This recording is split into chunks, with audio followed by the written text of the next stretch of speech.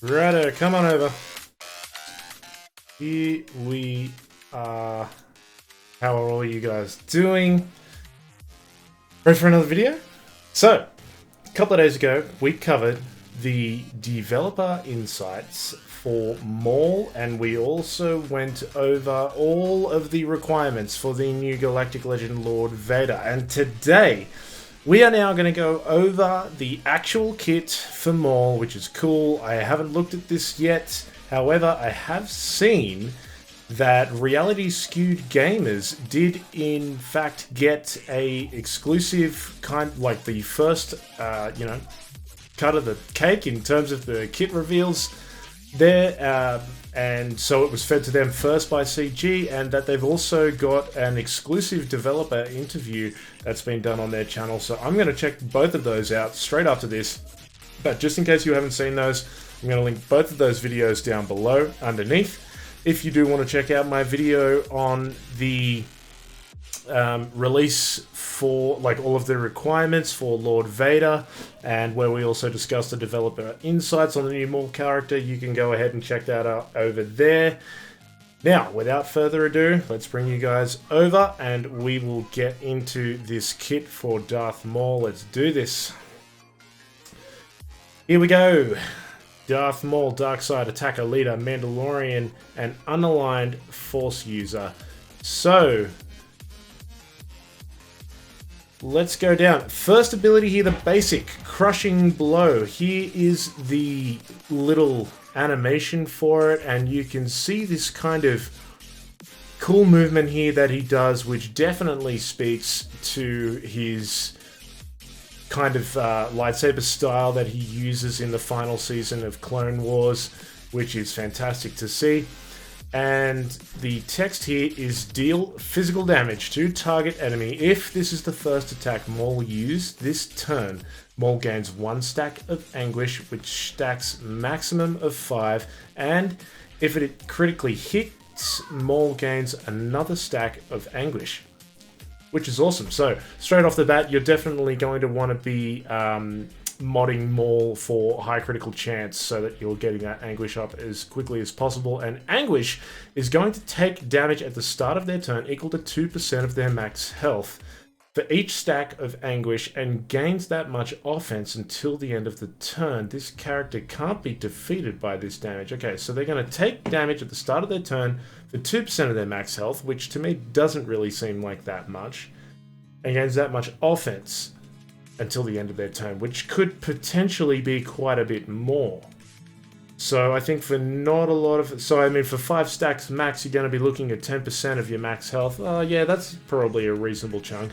Can't be defeated by that health, and that's then going to give you an extra 10% offense, equal to the health that you've lost. So that's actually pretty significant. Okay, special number 1, Fervent Rush. So this animation, let's have a gander. This is cool. I'm not as excited about this. I think this really is a little bit fancier, but fairly close to what we already see with Darth Maul's ability, where he goes in with his little AoE and goes bap bap bap with his lightsaber, so doesn't really seem too new. Final text for this one, this is a Zeta ability, dispel all buffs on the target enemy, deal physical damage to all enemies and inflict defense down for 2 turns. This attack deals 5% more damage for each buff dispelled. That's cool. Buff Dispel straight off the bat is good, and it's going to deal even more damage every time it's taking off one of those buffs, so definitely looking at quite high damage output here. Maul is going to gain 2 stacks of anguish if an enemy was defeated by this attack. Maul instead gains the maximum stacks of anguish, so you're going to want to use this ability when you have one of your opponents fairly close to death, or depending on the damage output that we see on this character when we first see people starting to test him, it could be just a massive, massive damage dealer. And it's also obviously going to depend on how much anguish you've already got on the field, how many buffs they're going to have up, because obviously with this extra 5% more damage with each buff dispelled, you're going to be able to sort of see, depending on the situation, how likely it is. Kind of like Vader with that culling swing. am I going to be able to take this person out? And if that's the case, then you're going to bump your anguish all the way up to maximum, which is cool. Okay, special ability 2, Seething Rage. This is kind of cool to see Maul have a force ability. He's got the switch of his lightsaber grip. Kind of looks like he's got both the left and the right hand going here for this. So, I don't know. It'll be interesting to see whether there's just 2 variations of this animation or whether they both happen in the one, so it's like 1 and then 2. Okay, final text. This one is also a Zeta, so we have 2 Zetas on the board so far. Deal true damage to target enemy and inflict buff immunity for 2 turns if Maul has 5 anguish. Increase target enemies cooldowns by 2. Excludes raid bosses and galactic legends. Maul loses 1 stack of anguish and takes a bonus turn. This attack can't be countered. Interesting. Each time this ability is used, it deals 60% more damage on subsequent uses and increases by an additional 60% until Maul uses a different ability during his turn. So let's see if we can get across this a little bit more. True damage is awesome because obviously that's going to be ignoring any, protection up. It's going to be cutting straight through defense and just going straight at their health there. I love abilities that can do that, which is cool. And we're going to be inflicting buff immunity. Now that is definitely a killer of teams that include characters like Grandmaster Yoda, because, if that buff immunity is on the table and he goes to do his little buff spread, it's a no-go for you there, buddy. So I love that buff immunity. It's so useful in a lot of different game modes as well. So if Maul has 5 stacks of anguish, we're going to increase the target enemy's cooldowns by 2. That's fairly significant. I can definitely see that helping in a few different kinds of situations. Usually we get a cooldown, increase of 1, but yeah, 2's pretty significant. Maul loses 1 stack of anguish and then takes a bonus turn. So obviously the bonus turn, I'm guessing, is just going to be his basic. And then this attack can't be countered, which is cool. So it deals 60% more damage on subsequent uses and increases by additional 60% until Maul uses a different ability during this turn. So it looks like using this ability over and over and over again is going to be highly beneficial because it is going to increase in its amount of damage each time. However, that being considered, you are going to be consuming a stack of anguish each time. So I'm wondering if it's going to work on how many stacks of anguish you've got, or as opposed to a cooldown kind of thing, because I'm not really seeing cooldown 0 on this one. So it's definitely going to be wanting to get your stacks of anguish up to 5, then you can drop 5 of these in a row, and by the end of that, Maul's going to be dealing really significant damage with this attack, so that's really cool. And then you're also going to get these bonus turns that he's going to take as well, which is, again, going to just continue to increase his damage output. Usurper for the leader ability. I love that name for this ability in particular because, this is obviously going to be working with his Mandalorian affinity now. So this is cool because obviously he usurped the Mandalorian throne. So this is great. Let me grab a sip here of the Admiral's drop. Thank you, Akbar, my man. Okay, final text. Mandalorian allies have 5% max health for each Mandalorian ally at the start of the battle and 25% offense. That's a big number.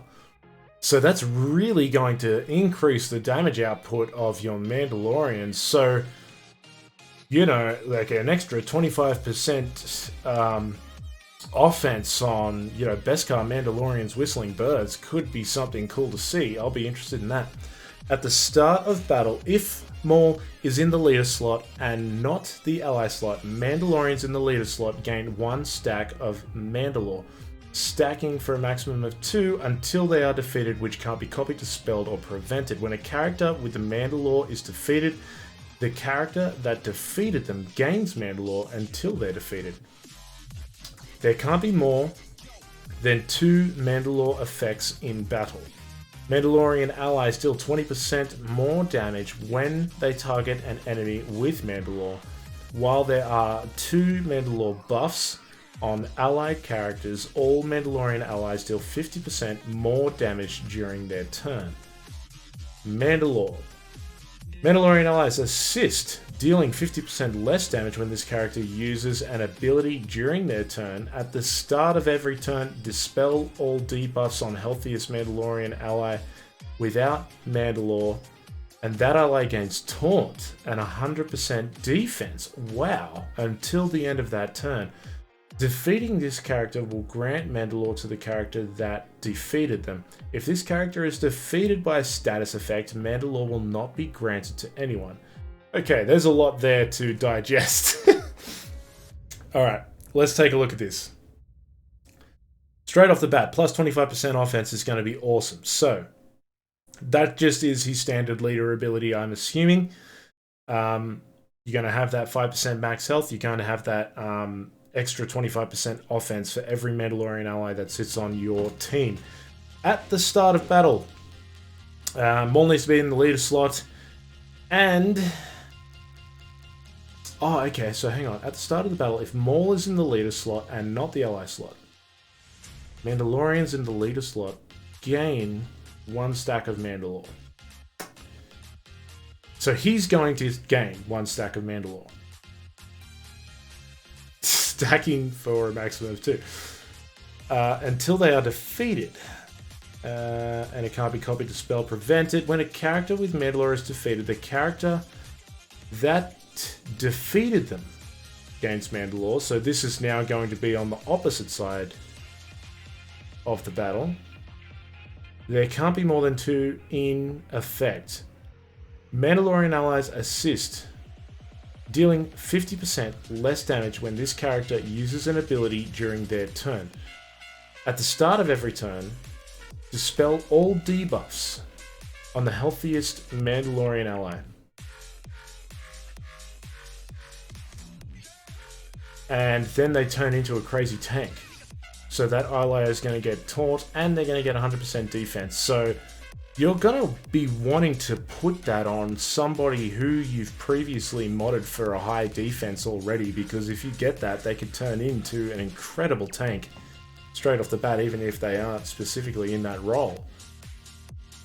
Defeating this character will grant Mandalore to the character that defeated them. If the character is defeated by a status effect, Mandalore will not be granted to anyone. Okay, so you actually have to kill them with damage.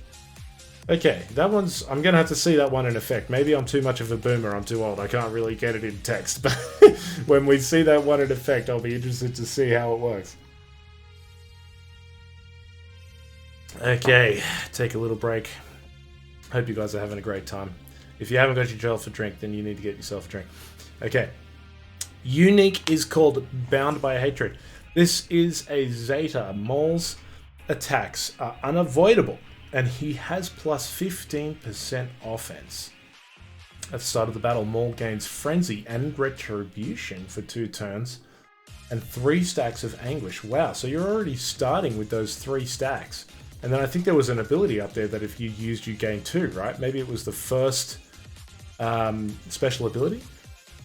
Taken for a max of 5. If there is an enemy Kenobi on the other team, Maul instead gains the maximum stack. So you can have maximum straight off the bat. You can go into that second special ability for 5 hits, dealing 60% extra damage every time you use it. And you're just going to be wiping out any team that's got a Kenobi on it. So, while Maul has 3 or more stacks of Anguish, he is immune to stun and ability block. Wow. Because that would be the way to shut it down, you know what I mean? Like, if that second special ability is going to be just absolutely debilitating for anybody who's going up against a team with a Maul on it, then you've got to get ability block on him ASAP. But now he's going to be immune to that. Similarly, you can't stun him. The good news here is that hopefully you could put him under fear with like a Darth Revan or a Bastila Fallen. While Maul has 5 stacks of Anguish, he ignores Taunt. Oh my god, this just gets worse and worse. And is always critically hit by the enemy stacks. Look, it gets better for the people who are using him and worse for the people who are trying to take him out. could be an incredibly powerful character. This is a very exciting kit. I think we have 3 Zetas in total here, so that is actually quite high. Final text, so Zeta on your unique. Looks like the the leader isn't going to be a Zeta ability. Final text on both of your special abilities are going to require Zetas, so that's 3. And then obviously the basic will just be an Omega. So yeah, pretty cool so far. 3 abilities all up that you're going to be using, and then that unique is going to be making him absolutely difficult to deal with. Let me know your thoughts on the graphics for these abilities and stuff like that. I'd be interested to see. You know what I think there needs to be with a lot of the Force users in this game is more sort of offensive Force abilities and stuff like that. It's cool to see it. I like the kind of red, which gives you that dark side aura when the Force wave kind of hits these, opponents over here, which is cool. But I think they could have gone a little bit more flash with this, but we'll see what happens. I'm actually interested in this matchup here, you know, like how is Maul going to stack up against Commander Ahsoka Tano and vice versa. That'll be very interesting to see. So, without further ado, I quickly want to also gloss over this Conquest 7 news, because this has kind of been stirring up a little bit of a hype lately. And the reason for this is because the developers have decided to go out on a little bit of a limb here and attempt to change things up to, you know, inject a little bit of, I guess, life into this, of the most brand new game modes that they've introduced into the game, which I really think is quite needed thus far, because I'm already getting bored with Conquest. It is most definitely a big investment in time. However, the reward payout is worth it, you know, especially with these new characters that are being brought into the game, which are locked behind exclusively for at least around about 3 conquests, it seems, give or take at this point in time. They're locked behind this game mode. That's how you have to sort of farm their shards. And they've so far been really, really good characters. So let's go through and just sort of have a little bit of a look here at the developer post. So, Hi Holotable Heroes Conquest 7 is going to begin on August 30th and brings a thoroughly refreshed experience to the Holotables. Now, me, myself, I don't know how thorough this refreshment is going to be, but we'll see how we go. So, next week, you will find new bosses, data disk, consumables, feats, and fresh reward unit Maul. There are many topics to cover, so let's dive in.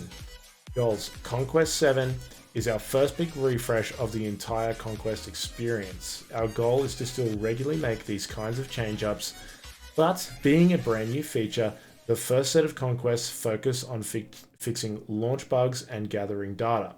Fair enough, there were quite a few bugs with it at the start. They wanted to test trial it and see how they were going to go with it and whatnot, so I can get behind that.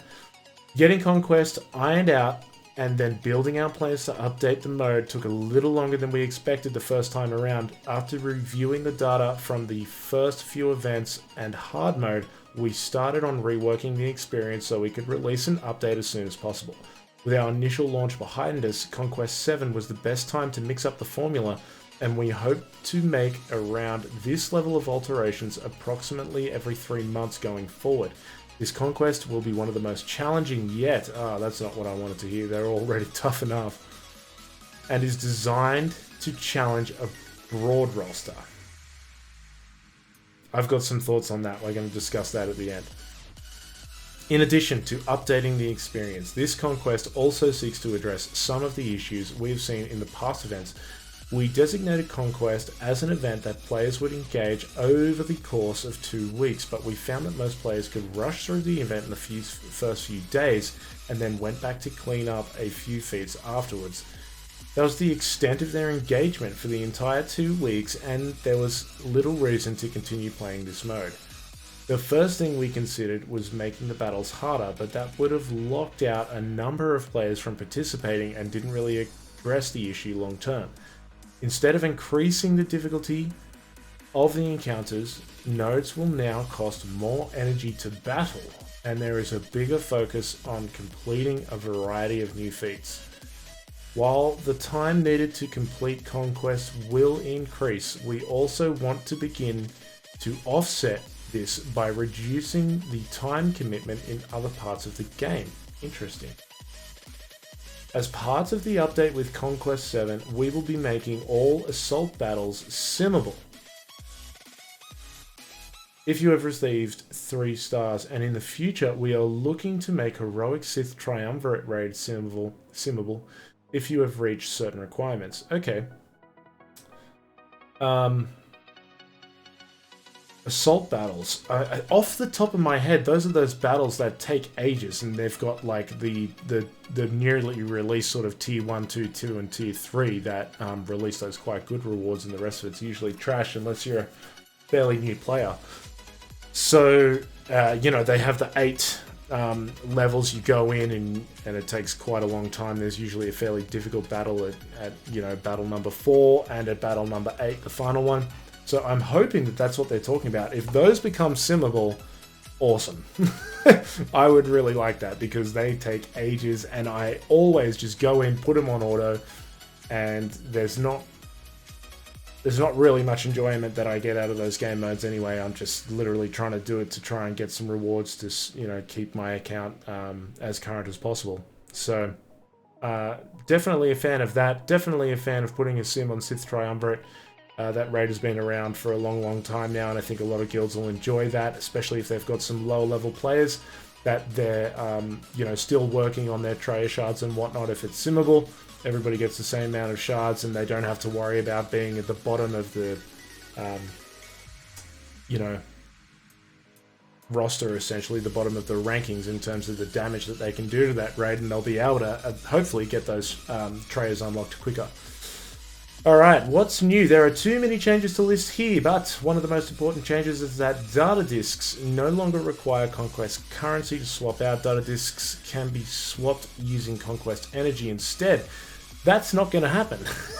You've just said above that Conquest is now going to take far longer because the Conquest energy requirement to do each battle is going to be increased, I think probably significantly, so that we have to spend way more time in this game mode. And now you're saying that data disks... So the whole problem, the whole reason why they were doing this is it was the reward currency from Conquest that they were asking us to spend in order to change out our data disks and do that. But now they're going to change it to Conquest energy, which they're making even more valuable. And I don't think that you're really going to see any significant change in the amount of data disk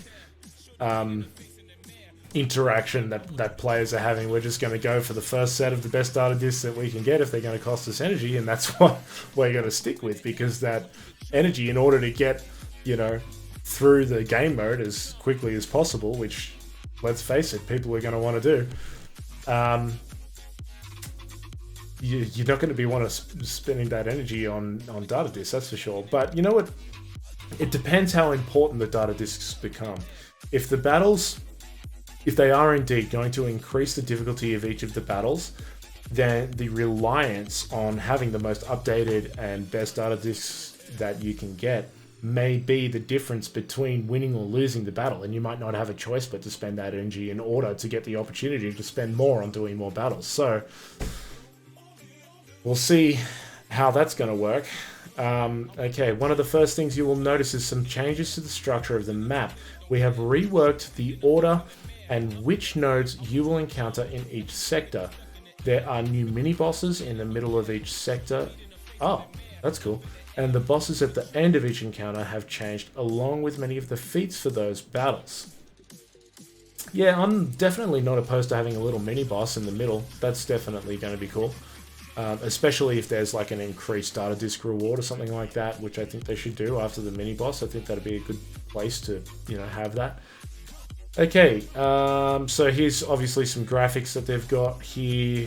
Qui-Gon Jinn Sector 1, I dare say this is easy mode because, or normal mode rather, because Qui-Gon Jinn, Mother Talzin, and Darth Sidious here seem like fairly easy teams. Obviously, they're gonna mod them to hell with all of those different things that they do, but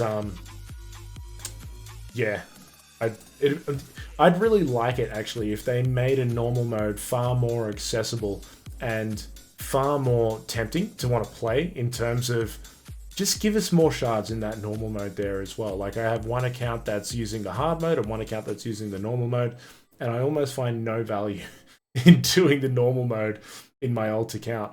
One, because I don't really have the time to do Conquest twice in both of my accounts. And the reason why I've decided that is because the rewards in normal mode suck. They're basically not worth the investment. All right, last little paragraph here, and then I'm going to let you guys go. The most exciting changes related to gameplay are the new data discs. Okay, if you say so. Consumables. Consumables, of course, are going to be those extra little boons and buffs and stuff like that that you can give to your characters, but are temporary. I'm pretty sure they only last 2 battles, so you're definitely going to be obviously saving those for your boss battles and stuff like that. I'm looking really forward to doing possibly a stream or a longer video on Conquest next time it comes around. So we'll be doing Conquest together. Probably on my main account, I'd say, to look at the hard mode first, and then maybe the next one we'll do a video on the normal mode. Let's do both. Why not? So yeah, we'll do it together, and we'll talk about these changes. We have swapped out some of the older data discs for new ones, but you'll find a few old favorites. Sorry, deployable cooldown systems, you didn't make the cut. Okay. In addition to many of the previous consumables, there is a new set of consumables that are focused on a specific faction. That's interesting. We will leave it to the community to discover them all, but here are a few of the new ones. So you have to actually open this up as a spoiler in case you didn't want to see it. I don't know why we wouldn't. So there's going to be some on Resistance. I'm not going to get into the details of this right now. Scoundrels, Separatists, Sith. Dark Ascension looks like something that's going to be associated with the Sith. Down here for the data discs, Defensive Formation 1. This is going to be a common one. Whenever an ally attacks out of turn, all allies recover 2% protection. That's really cool. Quick Reflexes. This costs 3. So this cost is obviously the slots. I think you get 12 slots for data discs in total basically they apply to whatever team that you go into the battle with, and they give you all of these boons, so the cost is fairly important. Whenever an ally gains 10 buffs, they gain Foresight. Whenever an ally evades, reduce their cooldowns by 1. I don't see that being worth 3. Booming Voice, cost 4. This is legendary. When an allied unit in the leader slot uses an ability during their turn, all allies are called to assist. I can see this being absolutely game-changing. I'm pretty sure we had one similar to this, or was this already in the last Conquest that we did? I'm not sure. You guys might pull me up on that. Caustic Recurrence. This costs 4 and legendary. Also, when a buff on an enemy expires, they gain damage over time for 2 turns, which can't be resisted. I know I've seen this before, so most of these don't really seem new to me. I think that this Quick Reflexes one, maybe, but again, doesn't really seem very useful. Defensive Formation 1, cost of 2, and it's common. I can definitely see me equipping one of these in, especially for teams that really need this extra protection up, like Padme teams, etc. That could be really useful. Alright guys, that is going to do it for our news update for Star Wars Galaxy of Heroes today. Let me know what you think about any and all of what we discussed there today in the comments down below. I hope you did enjoy the video, and if you did, I would really appreciate it if you support the channel by hitting that like button. And if you are here for the first time, and you want to see more of this face, I know it's not the prettiest you've seen in the world, but hey, I'd love to have you around again. You need to hit that subscribe button. Thank you all for your support thus far, and I will see you in the next video. Until then, peace out.